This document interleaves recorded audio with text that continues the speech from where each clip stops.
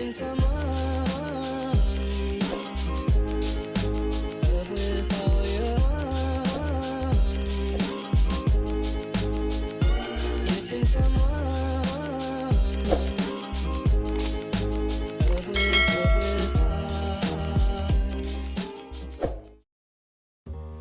What's up, guys? Welcome back to my channel. Happy Monday. For those of you guys who are new, my name is Lauren and I go by Locks by Lauren on Instagram.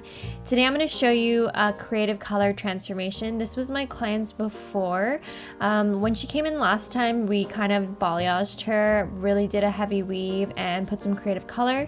So today I'm going to weave her and then put some creative color on top of what she has going on. So I did my basic just like highlight balayage technique, and with this, since this is her second session with me, I did pick out all of the dark that I left out her previous appointment so that her ends could feel more solid. And this is typically what I'll do for clients who are wanting to go more of like an all over balayage where the ends are a solid color. And I like to do it this way because it gives them a softer grow out, and kind of it's easy for me to maintain as I pick up the dark that I left out last time. So here I'm just doing her money piece and just carefully weaving out the blonde that I had highlighted last time so that there isn't any breakage or overlapping with the lightener.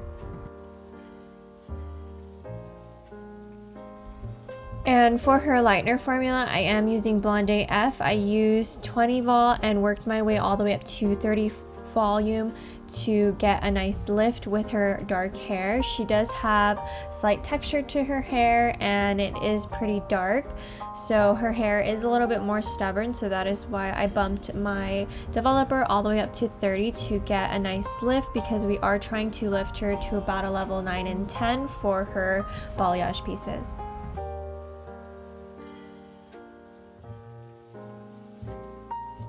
So whenever I highlight the money piece, I usually will do about 3 to 4 foils, whether it be slices or baby lights right at the hairline here before moving on to the sides, just so my clients feel like they have a lot of color around their face, because the money piece is probably like the most important part of the color, because it really just frames their face and is what they see most from their color. Now, as I'm weaving my client, I am taking these sections back to back. I'm not leaving any extra negative space other than what is left out of her weave, because I want her to feel as solid as possible. So I'm basically just taking sections back to back and just creating more of a solid overall balayage look. Now, as I get to her sides here, you can see and notice that my weaves are a bit on the smaller side. This is because when I initially balayaged her hair her first session, I did more of a chunky weave because she was pretty much all dark and I wanted her to feel like she had as much color her first appointment. So this time we're just weaving the dark and kind of blending her root as we go through it, so the weaves are going to be a little bit smaller because that is what I left out her previous appointment. So since I did her balayage pieces a little bit chunky her first appointment, now that I'm picking up the dark this appointment, it makes it so much easier that the weaves before were bigger, because I can visually see exactly where I need to highlight, and I'm able to get through her highlights a little bit quicker this time.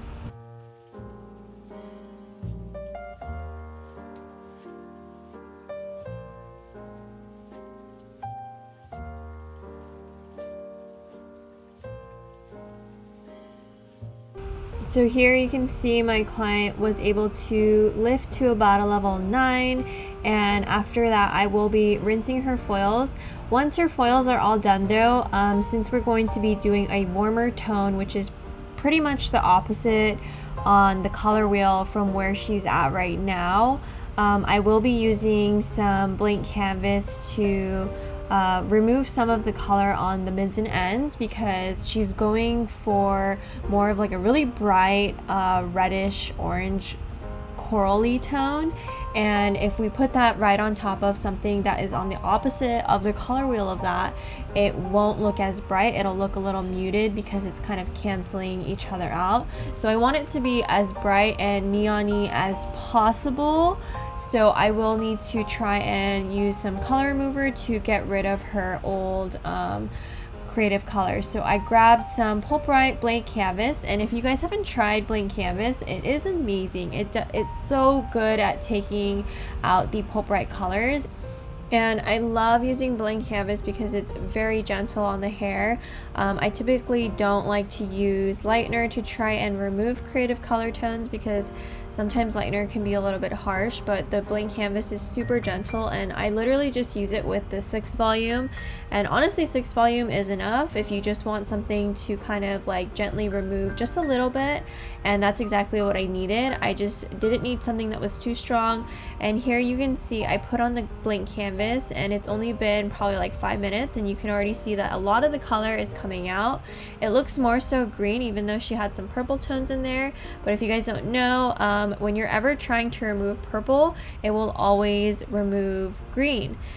So just keep that in mind when you try to remove purple and you're trying to go to a different color from purple. I would definitely express that to your client that it might be a little green and you might have to fight that green tone as you remove purple tones. So for my client's creative color, we are doing a bright red color melt. So for the red, I am mixing up some Fireball because that is the brightest red out of the line. And then for her root, I am doing Jam, and for the root we're just doing like a little baby root. It's going to be mostly red, but we're just doing Jam straight because it's kind of like a warm purple. And then for the very end, we are going to melt it into Lava, which is the neon orange from the color line. And here are the colors on a white paper towel. I usually show my clients these swatches before I put the color on them so that we're on the same page and they like the tones. But I really love the Pulp Bright semis because they're very conditioning on the hair and always make the hair feel super great right after the color. So for my client's color mount, I began rooting her with the Jam, and for this we just did about 1 inch of this purple tone because we weren't really trying to make her hair mostly purple, but she still wanted like a deeper root, and so Jam was going to be perfect for this color mount. So as I began melting her hair, I did do the Fireball and then tried to apply Lava, but then I realized the remaining red on my hands from the Fireball was overtaking the Lava. So I went ahead and just started to apply Fireball all over, and I did this so that the red wouldn't overpower the Lava once I got towards the bottom.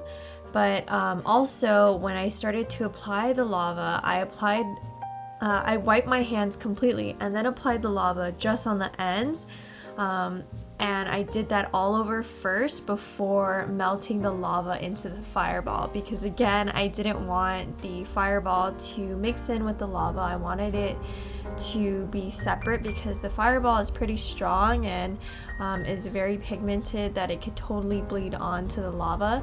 So that is why I did the Lava all on the tips first, and then I went back in, as you can see here, and tried to color melt and smush and blend the Lava into the Fireball.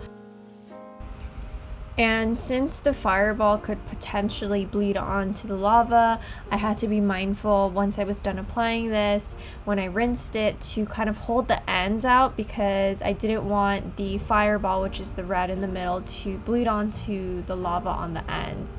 I wanted it to be separate so you could really see the neon orange on the ends and the red in the middle.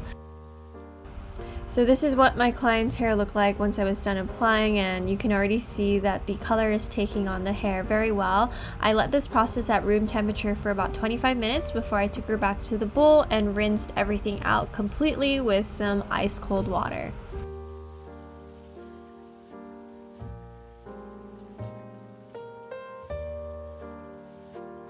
Alrighty guys, so here is my client's after. You can see what an amazing color melt this created. It's such a nice warm ombre look and I seriously love it. I love that her ends are now officially solid, and when she comes back in for her roots, we just keep weaving them so that she has a soft grow out, but her ends will continue to be solid and bright.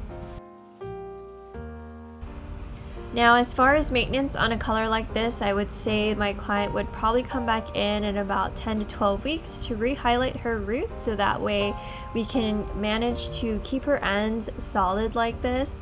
And then I would say her creative color might last her about a month or two, depending on how well she takes care of it. I always recommend my clients to probably wash their hair about every 3 to 4 days, or even like once a week. In ice cold water with some sulfate-free shampoo and conditioner to maintain the color at home. And it's best to use some really great leave-in conditioner products or leave-in products after you shower to maintain the moisture in the hair and keep it healthy. I hope you guys enjoyed today's hair transformation. If you are new, don't forget to like and subscribe. And as always, thank you guys so much for watching and tuning in to this week's video. And I will talk to you guys next week.